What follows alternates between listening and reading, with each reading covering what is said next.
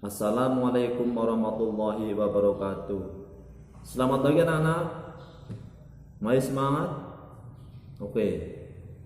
Sebelumnya mari kita berdoa terlebih dahulu untuk mengawali pembelajaran pada hari ini. Silakan berdoa mulai. Ya, cukup.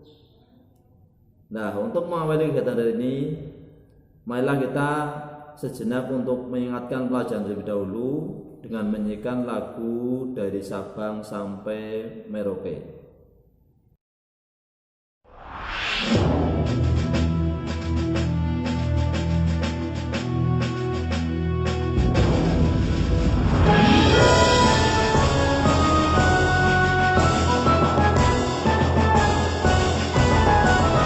Dari Sabang sampai Merauke berjajar pulau-pulau, sambung menyambung menjadi satu.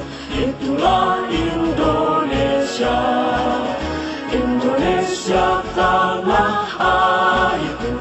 Aku berjanji padamu menjunjung tanah airku Indonesia.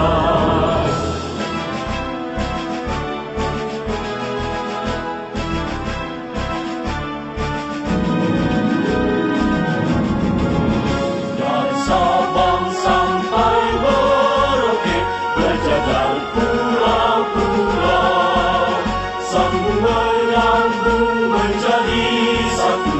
Itulah Indonesia, Indonesia tanah airku.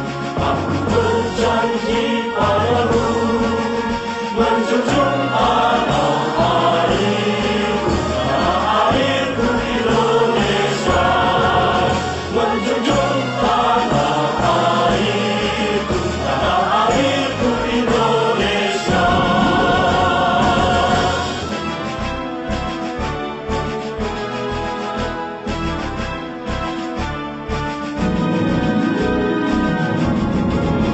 Dari Sabang sampai Merauke berjajar pulau-pulau, sambung menyambung menjadi satu. Itulah Indonesia, Indonesia tanah airku.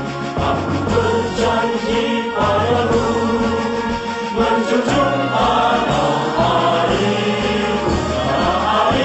Indonesia, menjunjung tanah airku Indonesia.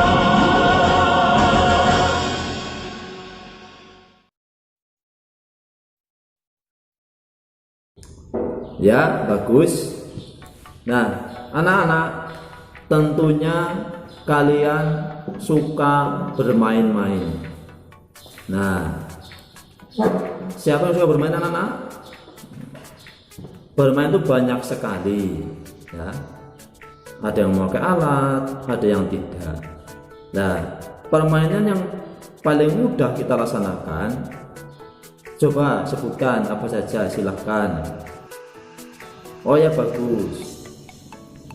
Nah, kita sekarang akan belajar tentang permainan, yaitu pada kelas 4 tema 1 subtema 3 pembelajaran 3. Nah, pada pembelajaran hari ini, setelah pelajaran ini selesai, kalian diharapkan satu, mampu menjelaskan aturan main dan manfaat permainan engklek.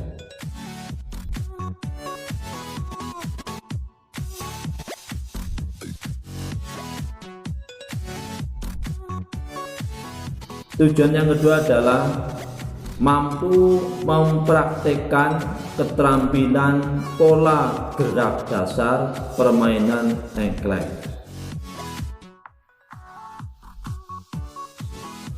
Sedangkan tujuan yang ketiga adalah kalian harus mampu menjelaskan sifat bunyi, memantul, dan menyerap.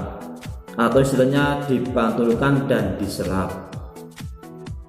Nah, berikutnya tujuannya adalah kalian diharapkan mampu menyajikan laporan tentang sifat bunyi dipantulkan dan diserap atau bunyi memantul dan menyerap.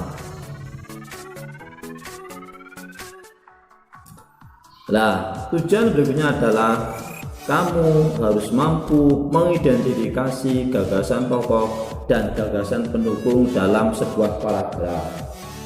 Nah, coba, siapakah di antara kamu yang pernah bermain engklek? Coba tunjuk jari, silahkan. Permainan ini adalah permainan tradisional yang sangat banyak dimainkan oleh anak-anak di Indonesia. Tentunya kamu suka, bukan? Nah, permainan engklek adalah merupakan permainan lompat pada bidang datar yang digambar di atas tanah. Nah, permainan ini dimainkan oleh beberapa anak, di antara 2 sampai 5 orang. Nah, tentunya kamu mau tahu cara permainnya, bukan? Yo, silakan kalian lihat gambar ini. Nah, alat yang kita butuhkan adalah diantaranya pecahan batu atau pecahan genteng. Permainan engklek memerlukan keterampilan lokomotor, yaitu kemampuan untuk melakukan gerak anggota tubuh sehingga seluruh tubuh berpindah tempat.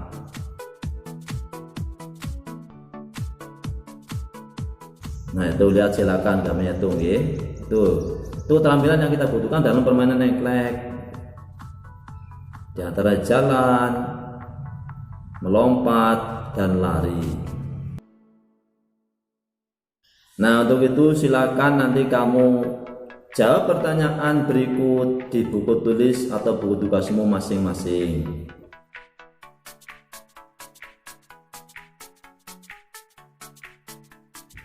Selain permainan engklek, bangsa Indonesia juga mempunyai banyak permainan yang diwariskan secara turun-temurun. Masih banyak anak-anak permainan, tidak hanya engklek saja. Ya, tentunya anak-anak ingin tahu permainannya apa itu. Coba, marilah kita cari tahu terlebih dahulu tentang budaya fombo batu atau lompat batu yang biasa dilakukan oleh masyarakat Nias.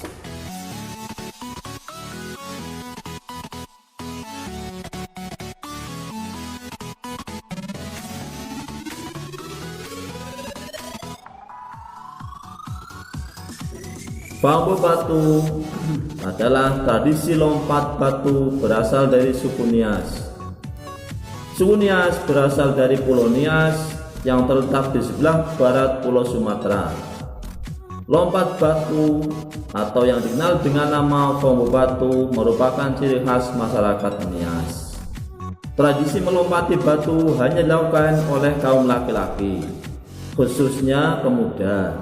Mereka harus melompati susunan batu setinggi 2 meter dengan ketebalan 40 cm. Tradisi ini bertujuan untuk menunjukkan kekuatan dan ketangkasan para pemuda yang melakukannya. Seseorang yang berhasil melakukan tradisi ini dianggap hebat, baik bagi dirinya maupun keluarga dan masyarakat di desa itu. Nah, dari bacaan tadi, silakan kamu cari gagasan pokok dan gagas pendukungnya untuk masing-masing paragraf. Kemudian tulis di buku tugas kalian masing-masing.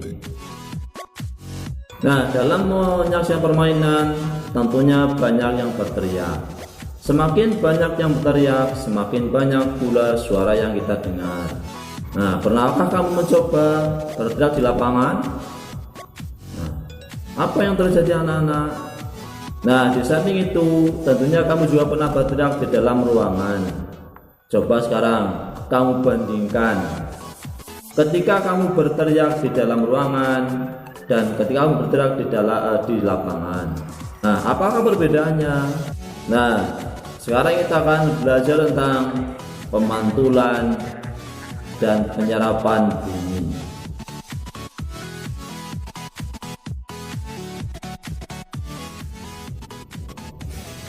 Kamu pernah melempar kelereng di anak-anak dalam ruangan?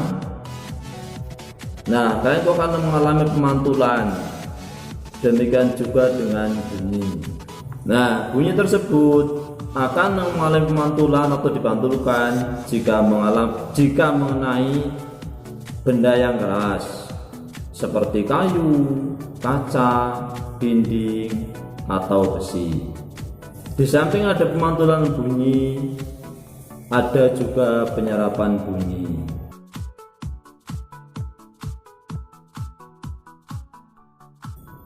Nah, bunyi juga dapat diserap.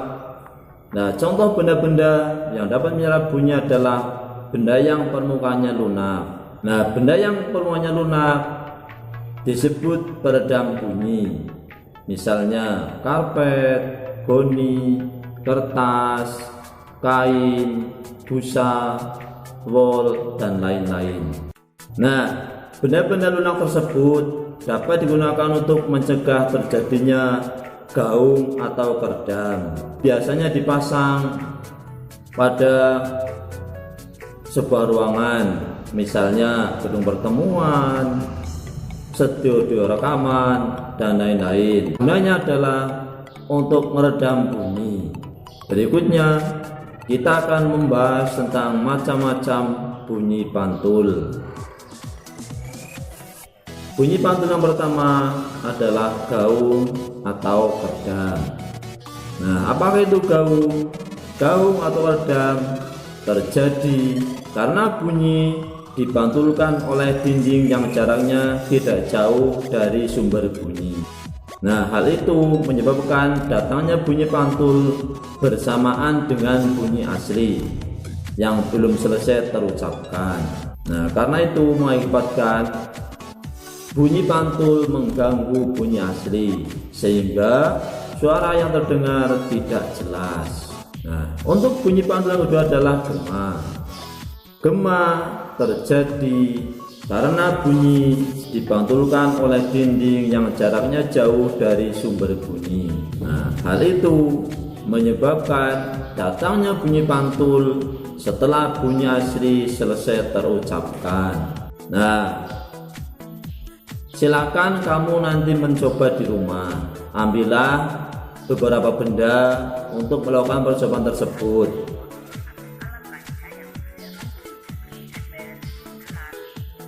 Di antaranya ember, gelas, ataupun kaleng bekas minuman.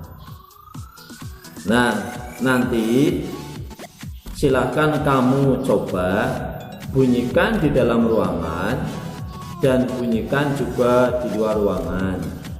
Dan nanti kamu tulis hasil pengamatan tersebut yang terjadi di dalam ruangan atau yang terjadi di luar ruangan. Kemudian nanti kamu tulis hasilnya di buku tugas kalian masing-masing. Selamat mencoba.